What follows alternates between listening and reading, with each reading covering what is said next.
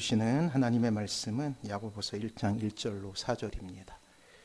교독하겠습니다. 하나님과 주 예수 그리스도의 종 야고보는 흩어져 있는 12지파에게 문안하노라.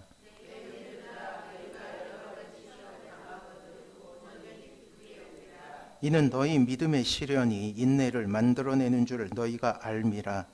인내를 온전히 이루라. 이는 너희로 온전하고 구비하여 조금도 부족함이 없게 하려 함이라. 아멘. 옆에 분하고 인사합니다. 사랑하고 축복합니다. 사랑하고 축복합니다. 오늘은 하나님의 나라 하나님의 사람 그 특징 기쁨에 대해서 알아보려고 합니다. 미국에서 한 할머니의 아름다운 죽음이 이 미국 시민들의 마음에 잔잔한 감동을 주게 됩니다. 그의 할머니의 이름은 노마이고 91세 나이로 인생의 여정을 마치신 분이에요. 그러나 단순히 91세의 나이에 죽음을 맞이한 것이 아니라 자신이 하고 싶은 것을 하다가 죽음을 맞이했기에 많은 사람들에게 감동을 주게 됩니다. 노마 할머니의 죽음에는 이러한 사연이 있었어요. 돌아가시기 직전 해에 노마 할머니는 큰 시련을 당하게 되지요. 자신이 자궁암 판정을 받은 것도 충격인데 평생 함께 생의 길을 걷던 남편을 먼저 하늘에 보내게 된 거예요. 놀라운 것은 충격으로 드러누워 생을 보낼 수도 있었지만 할머니는 수술과 항암 치료를 거부합니다. 평소 그렇게도 하고 싶었던 미국 여행을 하면서 생을 마치기로 결단하고 결심하게 돼요. 만 90세의 나이로 항암 치료 대신 자동차로 미국 대륙 횡단 여행에 나서게 됩니다. 물론 혼자 다니기가 힘든 나이여서 아들 레오와 애완견 한 마리를 데리고 길을 떠나게 되었죠. 커다란 자동차에 침대 등을 마련해 놓은 자동차를 타고 여행을 나섰으며 미국 동부 미시간주 할머니의 집을 떠나서 무려 32개 주 75개 도시를 여행하게 됩니다. 잘 알다시피 미국의 한 주는 우리나라보다 훨씬 큽니다.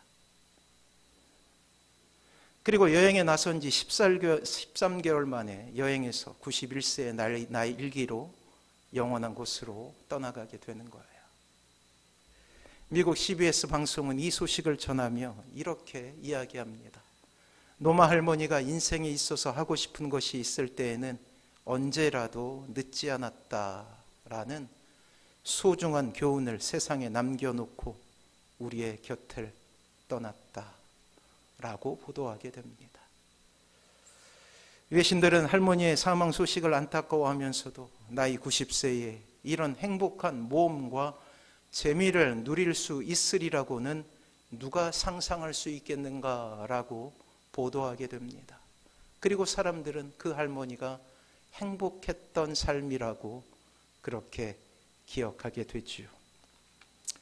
죽음이라는 불행에 맞서서 기쁨으로 자신의 삶을 마무리하는 참으로 감동적인 이야기입니다. 사랑하는 성도 여러분, 노마 할머니가 그러했듯이 신자의 기쁨은 개인의 행복으로 끝나지 않아요. 이 척박한 세상을 향하여 외치는 하나님의 확성기가 됩니다. 그래요, 하나님의 나라는 신자 개인으로부터 시작된 기쁨이 우리의 기쁨이 되었을 때 이루어지는 나라예요. 기쁨 역시 복수였던 것이죠. 지난한 세상 속에서도 좌절하지 않고 웃는 신자들을 보며 세상은 분명 질문하게 될 것입니다. 여러 번 말씀드렸지만 이렇게 질문하겠죠. 너는 왜 웃니? 그래요, 이 선한 질문, 이 선한 궁금증에 대해서 신자는 답을 해야 되는 숙제가 있는 거예요. 병들었는데 왜 웃니? 경제적으로 어려운데 왜 웃을 수 있지? 어려운 일을 당했는데 어떻게 행복할 수 있어? 라고 세상은 끊임없이 신자들에게 묻게 되는 거예요. 왜 이 땅의 교회가 지금 세상이 지탄을 받습니까? 그것은 이러한 세상의 질문, 너는 왜 웃니? 라는 질문에 적절한 답을 하지 못하기 때문에 오히려 분노를 표현합니다.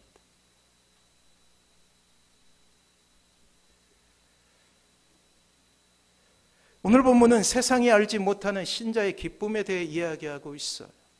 세상이 아무리 연구하고 세상이 아무리 파헤치려 한다 할지라도 할 수 없는 신자에게만 허락된 결코 세상이 이해할 수 없는 신자의 기쁨에 대해서 이야기합니다.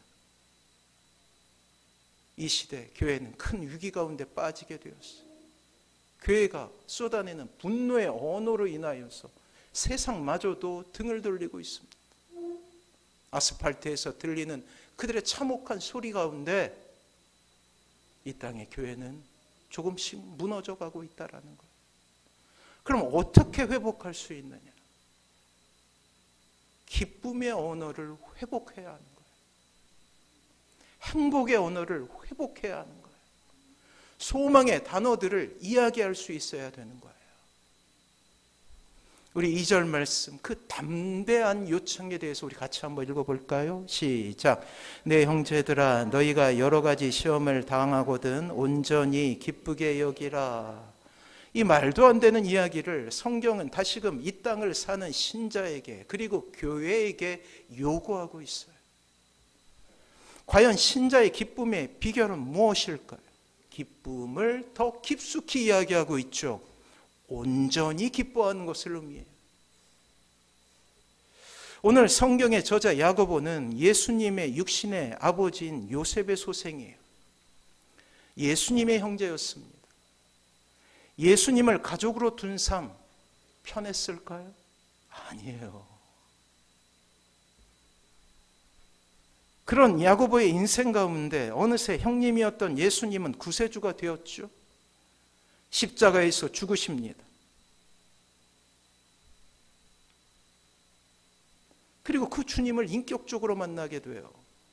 예수님을 위해 일생을 헌신하는 삶을 살게 되었고 세우신 교회를 위해 살아가는 인생이 되었다라는 반전의 인생을 우리에게 보여주죠. 오늘 본문을 통하여 우리가 보게 될 놀라운 이야기의 주인공입니다. 예수님의 어릴 적 삶에 대해 성경은 많은 부분을 할당하여 이야기하지는 않아요. 따라서 야고보가 초대교회의 지도자로 불리우는데 어떠한 이야기가 숨겨져 있는지 우리는 자세하게 알 수는 없습니다. 하지만 어느새 이 야고보는 초대교회에서 가장 중요한 리더십을 발휘하는 주인공이 되었어요. 우리가 알고 있듯이 예수님의 사역 초기 가족이 언급된 적이 있습니다. 마가복음 3장에 그 이야기가 소개되어 있어요. 예수님의 사역 초기부터 예수님의 친족과 예수님의 가족들은 예수님의 사역을 말리고 있었습니다. 때로는 비난으로, 때로는 강제로 데려가고자 했죠. 분명 이때 야고보 역시 그의 형이었던 예수님을 마음속에 심중에 미쳤다라고 그렇게 생각했을 거예요. 다른 친족들이, 형제들이 그렇게 생각했거든요.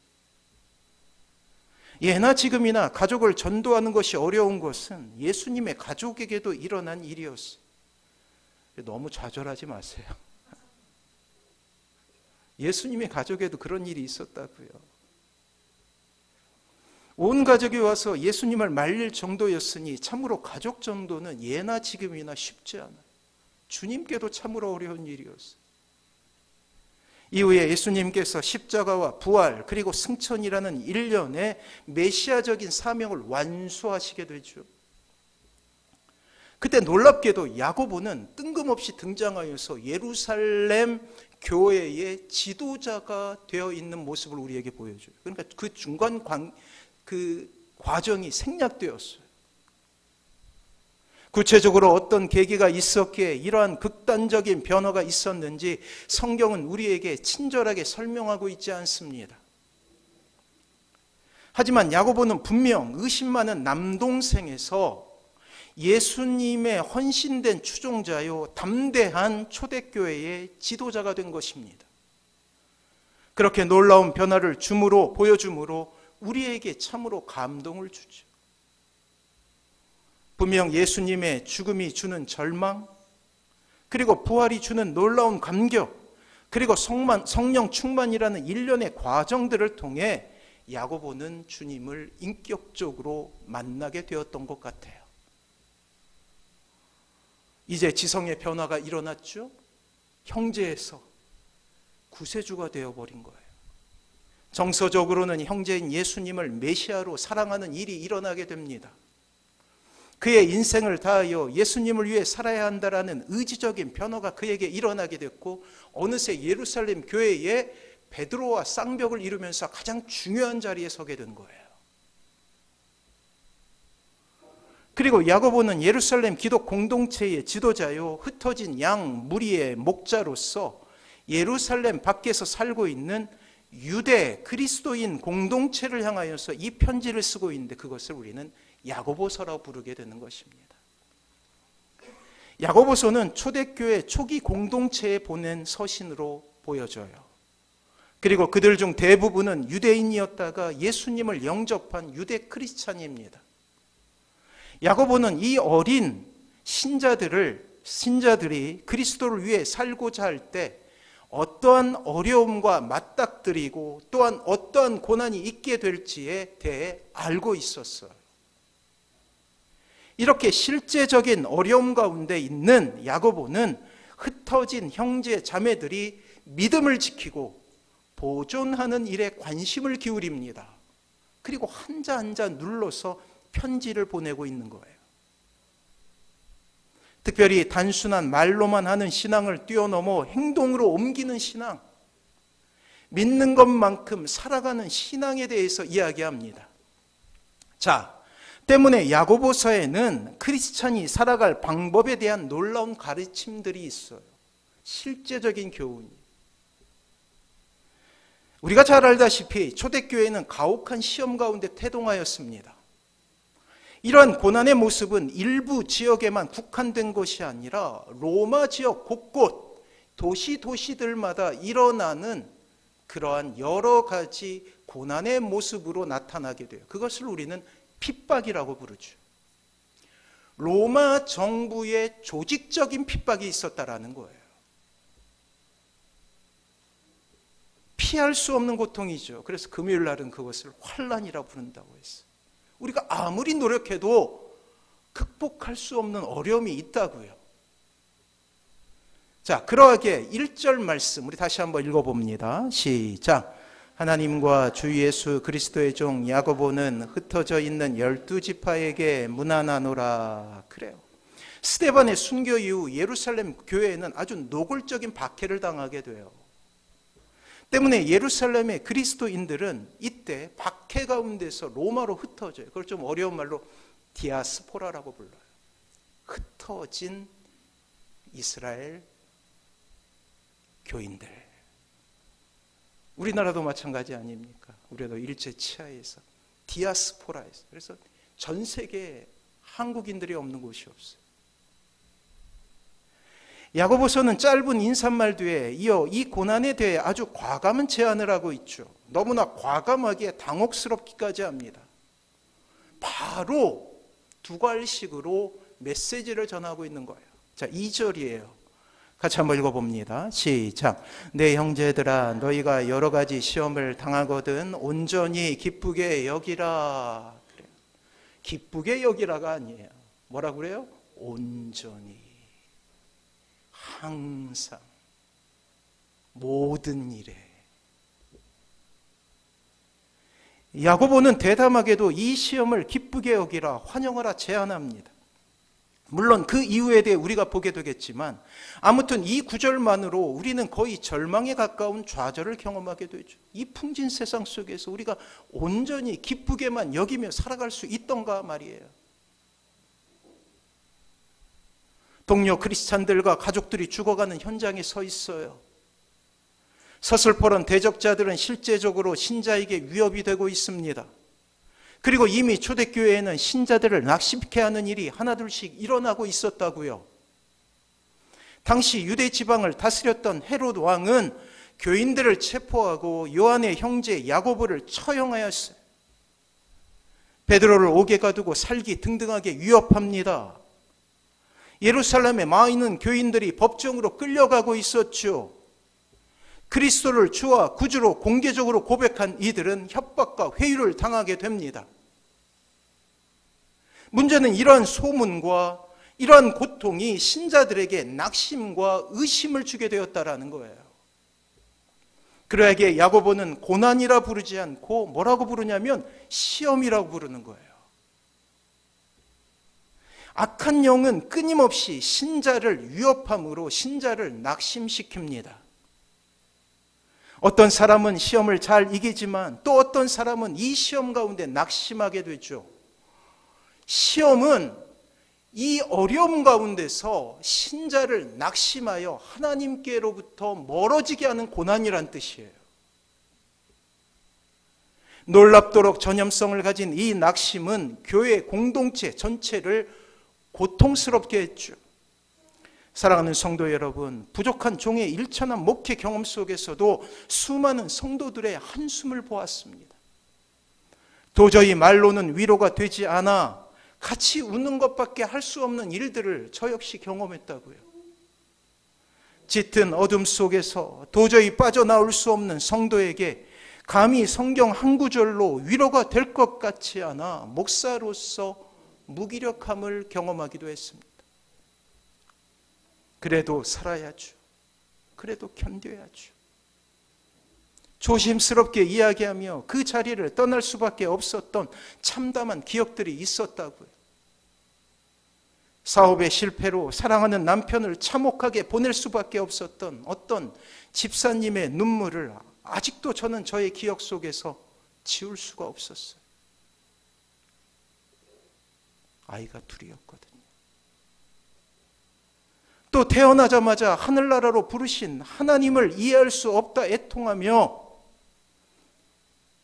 괴로워하는 부부의 그 눈물을 저는 보게 되었습니다. 태어나자마자 하나님께서 부르신 거예요. 마지막 장례 예배 때 갔더니 요만한 관에 이 아이가 있었어. 요만한 관이었어.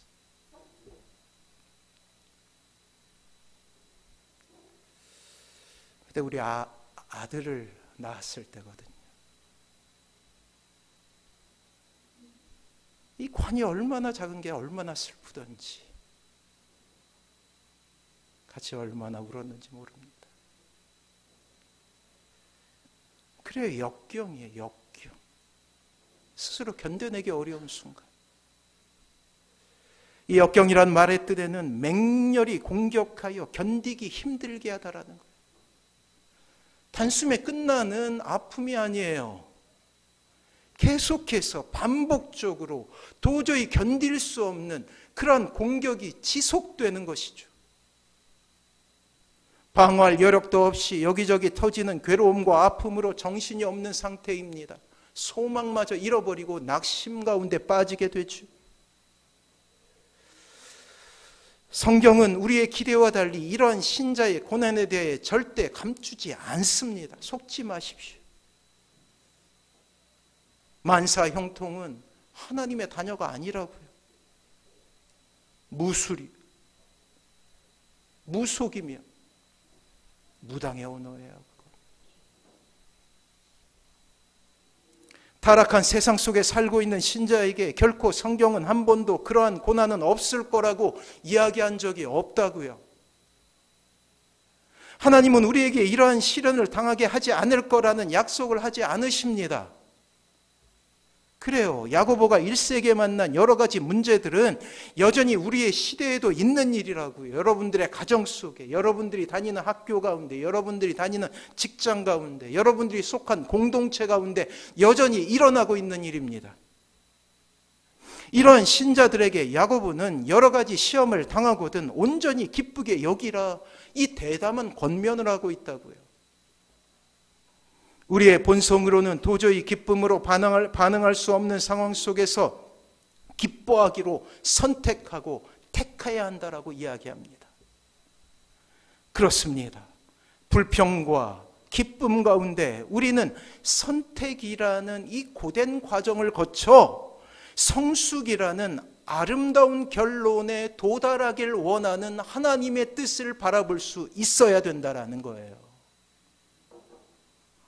다른 말로 기쁨을 신자는 선택할 수 있어야 된다라는 것입니다. 의지적인 결단이라는 거예요. 마치 노마할머처럼 말이에요.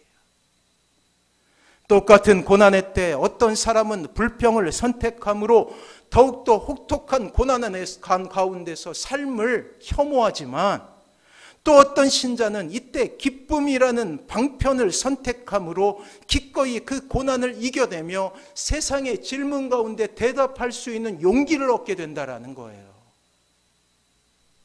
이러한 일련의 과정을 야고보는 이렇게 풀고 있습니다. 우리 3절과 4절 말씀을 같이 한번 읽어볼까요? 시작.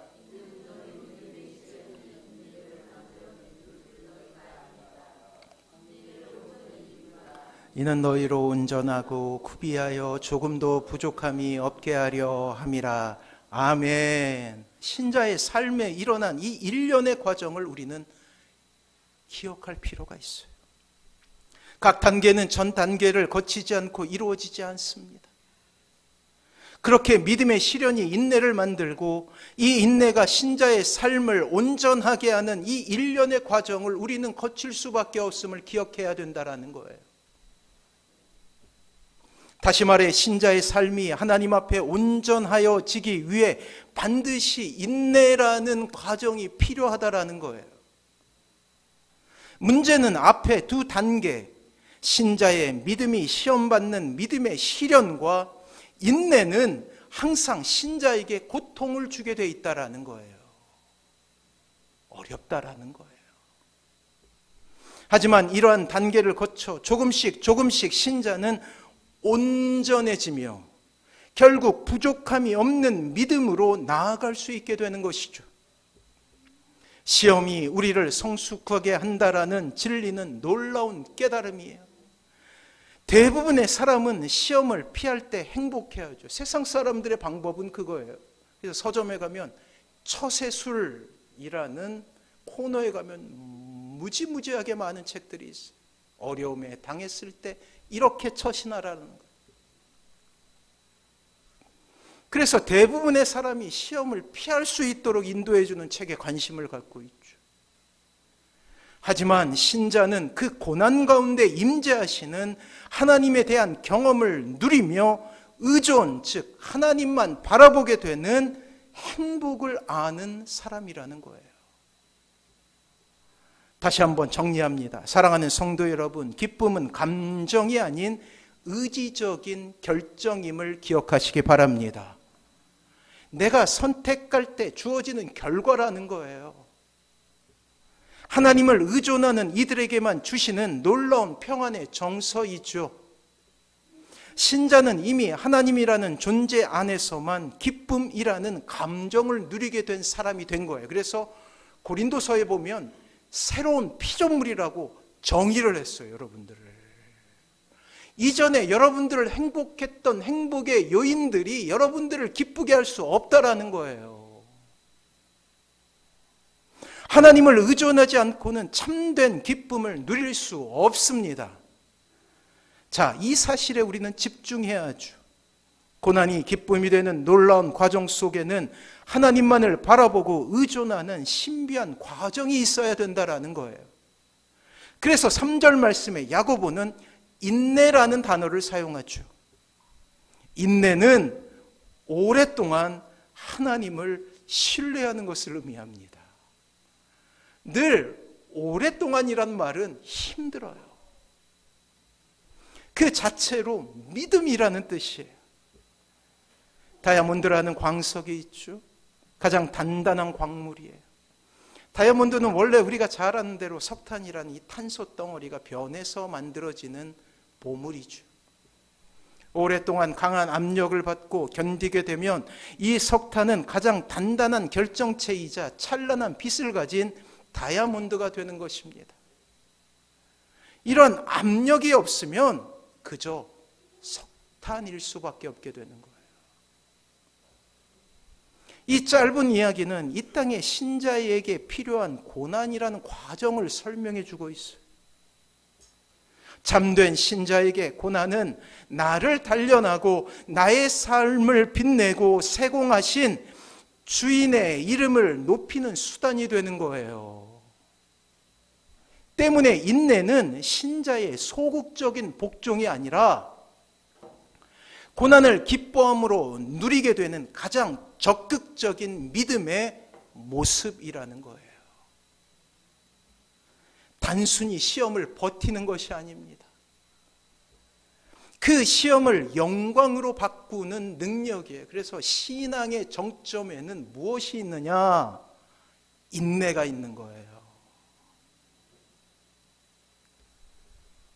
마치 파도를 즐기는 서퍼에게 모든 것을 파괴할 정도의 각오할 만한 파도가 더 큰 기쁨을 주게 되는 것처럼 말이에요. 여러분들의 삶 가운데 고난이 찾아오게 되면 마치 큰 파도, 태풍 가운데 모든 것을 집어삼킬 만한 파도가 있을 때 오히려 그것을 기뻐하는 청년 서퍼들의 모습처럼 우리도 우리의 인생 가운데 고난이 찾아오고 환난이 찾아오게 될 때 오히려 하나님의 섭리와 계획을 보게 되는 이 놀라운 과정이 있어야 한다고 성경은 이야기하고 있다는 것입니다. 사랑하는 성도 여러분, 야고보는 우리에게 인내를 온전히 이루라고 권면하고 있어요. 쉬운 일 아닙니다. 하지만 분명한 사실은 이 인내를 통하여 우리는 더욱 성숙한 그리스도인이 되며 더욱더 행복한 사람이 될 수 있다는 거예요. 그리고 다시 한번 많은 사람들이 이러한 우리의 모습을 보며 너는 왜 웃니? 라는 그러한 질문을 하게 될 거예요. 그때 우리는 당당히 예수님 때문에 라고 이야기하게 될 것입니다. 사랑하는 성도 여러분, 이왕 당하는 고난이라면 그 고난을 이기기 위해 불평을 선택하는 것이 아니라 기쁨을 선택하시기 바랍니다. 여러분들 자신을 위해서 그리하시라는 거예요. 그러면 그 기쁨이 내 몫이 되는 거예요. 분명한 사실은 기쁨을 선택한 이들에게 반드시 하나님은 그 모든 역경을 이기게 하신다라는 것이죠. 사랑하는 성도 여러분, 고난 너머에 있는 하나님의 마음을 읽기 위해 노력하십시오. 그때 우리는 알게 될 것입니다. 이 모든 고난은 온전한 행복과 기쁨을 주시는 하나님의 수단이 될 것이며 그 너머에 나를 긍휼히 여기시고 사랑하시는 하나님의 마음은 한 번도 나를 떠난 적이 없다라는 사실을 말이에요. 고난 가운데서도 우리가 만약 하나님의 마음을 잃지 않는다면 우리가 이 땅에서 당하게 되는 모든 고난은 신자를 오히려 합력하여 선을 이루시는 하나님의 놀라운 목표에 도달하는 과정이 될 것입니다. 이것을 믿으시기 바랍니다. 고난 너머에 있는 하나님의 마음을 아는 사람은 결코 기쁨을 잃지 않게 된다라는 거예요. 그리고 그 모든 시련이 끝난 뒤 너무나 아름답게 성장해 있는 자신의 모습을 보게 될 것입니다. 우리의 인생 가운데 수놓아진 하나님의 감추어진 사랑을 마치 우리가 어릴 적 즐겨했던 숨은 그림 찾기를 하듯이 찾으며 우리는 기뻐하게 될 거예요. 고난이 100개예요. 근데 하나님께서 작은 기쁨의 이유를 하나 보여주신다. 그것을 찾았을 때 우리는 기뻐하게 된다라는 거예요. 잘 이겼을 때 우리에게 주어지는 고난 뒤의 축복은 더욱더 우리를 기쁘게 하겠죠. 하지만 더더욱 우리를 행복하게 할 것은 하나님의 배려와 사랑과 계획이 말할 수 없는 만족과 기쁨이 되어서 이제 이루어진 행복의 조건보다 더욱 성숙하여 하나님만으로도 기뻐할 수 있는 신자가 되게 될 것입니다. 기쁨을 누리는 바른 태도는 내가 이 세상에서 누리는 이 모든 것들, 물질, 명예, 인기 등은 기쁨의 수단일 뿐이라는 것을 인정할 때 생기는 거예요. 하나님께서 여러분들을 새로운 피조물이라 부르는 것은 예전에 우리가 하나님을 알지 못했을 때 우리를 행복하게 했던 어떤 조건들이 이제는 수단이 되어버리는 변화를 겪게 되는 거예요. 진정한 기쁨의 원천은 기쁨을 주는 조건이 아니라 이 모든 것을 나에게 보내어 주신 하나님 자신임을 알게 되는 것입니다. 사랑하는 성도 여러분, 이왕 고난이 피할 수 없는 것이라면 오늘 하루도 기쁨을 선택하십시오. 더더욱 기쁨의 원천인 하나님께만 집중하십시오. 힘들지만 이렇게 하루하루 살아갈 때 우리는 진정한 기쁨의 사람이 될 것입니다. 그리고 이 기쁨은 또 누군가에게 기쁨이라는 놀라운 감격을 선물하게 할 거예요. 절망이 여러분을 삼키도록 방치하지 마십시오. 제 사무실에서 기다리고 있는데 딸이 표정이 안 좋아요. 왜 그러냐? 힘들어서 그런데. 뭐가 힘드냐? 그랬더니 학교 다니는 게 너무 힘들대. 제가 어떻게 했을까요? 뭐라 했죠?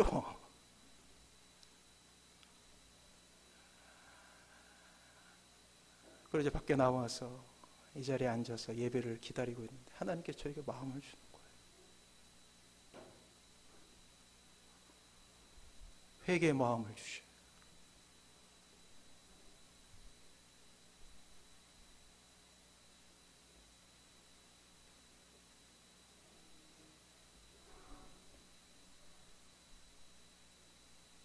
힘들었겠구나라고 말하지 못한,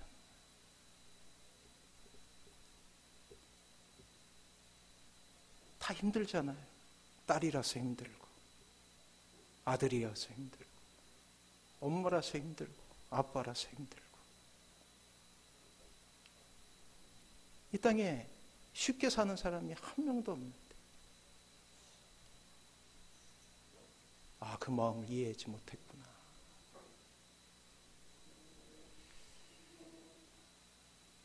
교회 오면서 우리 딸이 씻고 있어가지고 제가 불을 껐어요. 제 아내가 씻고 있으면 저는 불을 끄거든요. 이것 때문에 화났나? 아니에요. 학교 때문에 힘들었구나.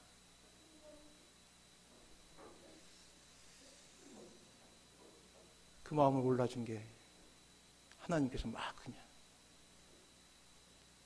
딸아 미안해. 기쁨을 아는 사람의 모습은 그거예요. 공감해 주는 거예요. 힘들지?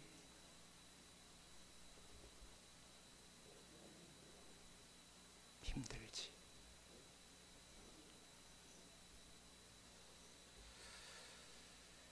앞으로도 불은 끌 거예요, 제가. 그 기쁨은 빼앗길 수 없어요. 그래서 사모님 씻고 있을 때 항상 불을.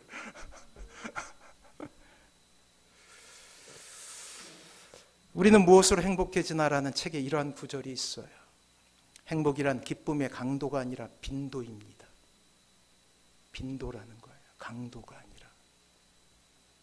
행복한 사람은 행복을 강하게 느끼는 것이 아니라 자주 느끼는 사람입니다.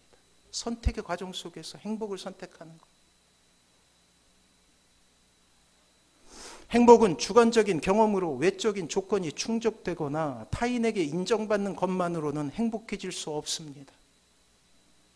오로지 자기 스스로 세워놓은 내면의 기준이 충족될 때 인간은 행복감을 느낄 수 있습니다. 자, 아까 설교를 시작하면서 태어나자마자 데려가신 그 아기에 대해서 말씀드렸죠. 어떤 일이 있었을까요? 1년 뒤에 하나님께서 새로 생명을 주셔요. 그 가정에. 더욱더 놀라운 소식을 듣게 됩니다. 바로 이미 데려가신 그 아이의 생일에 하나님께서 둘째를 주신 거예요.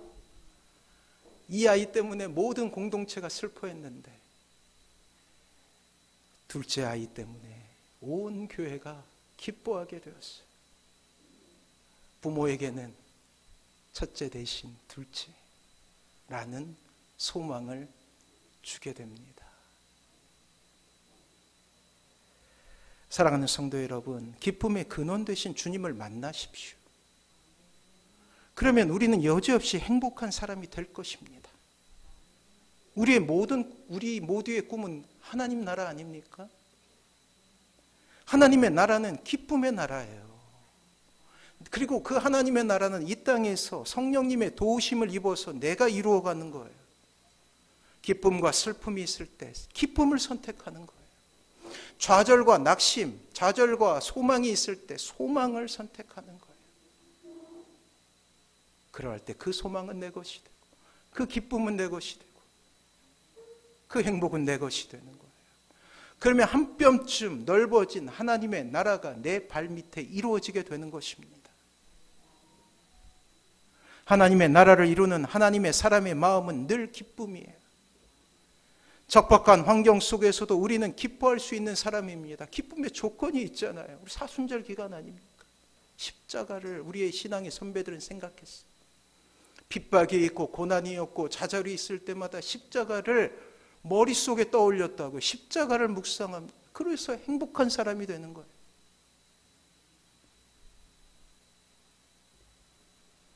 아무리 고통스러운 일이 있다 할지라도 십자가 앞에 서면 행복할 수밖에 없는 우리 신자 아닙니까? 새로운 피조물이죠. 신자, 참으로 아름다운 이름을 가지고 우리는 이 세상에서 기쁨을 뿌리는 사람이 되어야 하는 거예요. 그러한 사람에게는 거룩한 여유가 생겨요. 그래서 다른 사람의 불평에 불평으로 대답하는 것이 아니라 분노로 대답하는 것이 아니라 아, 그랬구나. 너도 힘들지. 옆에 분하고 인사합니다. 아, 그랬구나. 그래요. 거룩한 여유가 주는, 진정한 행복한 사람이 주는 언어는 그거예요. 아, 힘들지, 아프지. 기쁨이라는 하늘의 감격이 예배를 드리시는 모든 성도님들 가운데 임하길 주님의 이름으로 축원합니다. 우리 같이 고백하죠. 나의 삶의 결이. 우리 같이 고백합니다.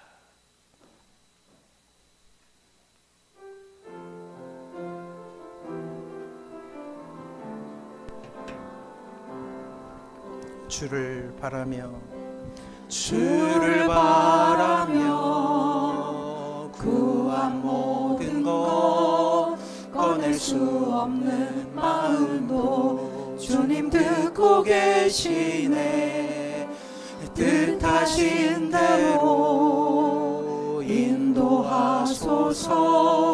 언제나 주님 따르며 그 곁에 거하리라. 주의 인자는 영원하시니 신실한 주의 이끄시 나는 찬양하리라. 모든 시간을 주께 드리네.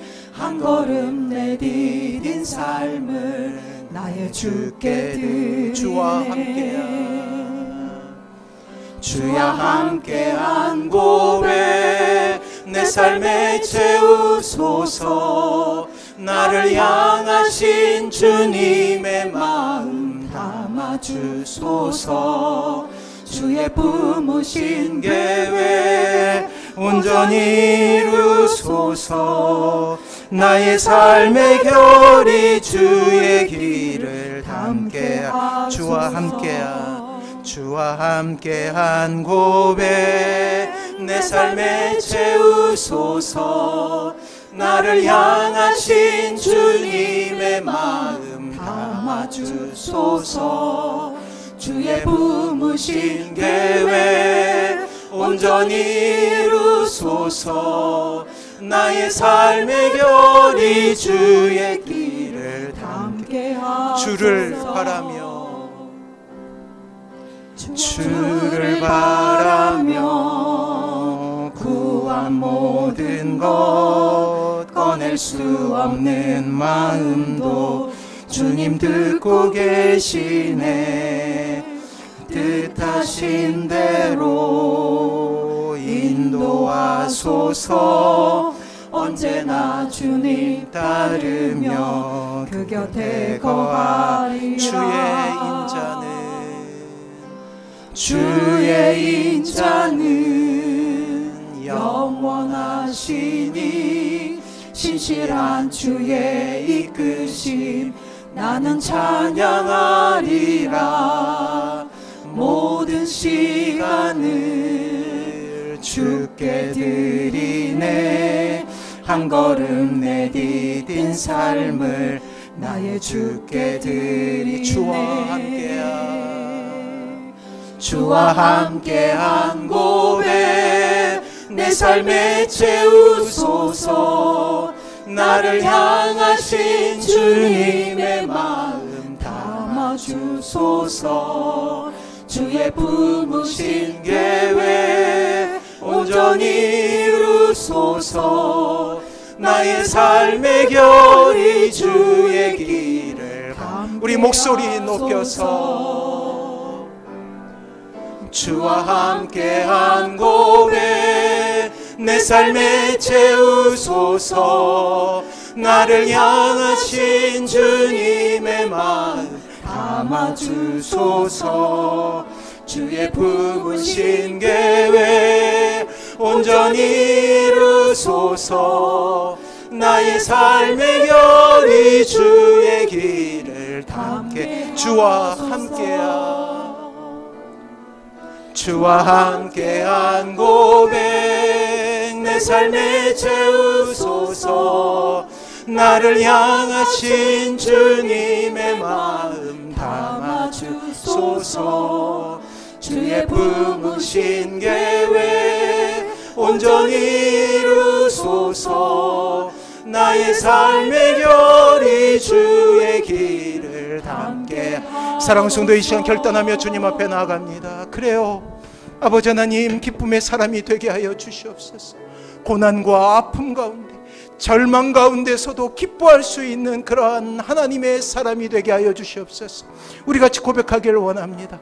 그리고 세상을 향하여서 기쁨에 대해서 고백하는 그러한 모습이 될 수 있게 해달라고, 그들을 공감해주고 그들의 아픔을 위로해주는 삶을 살아가면서 이 땅을 기쁨의 땅으로 만들 수 있는 귀한 은혜가 있게 해달라고, 그리고 우리의 가정이 기쁨의 땅이 되게 하여 주시옵소서.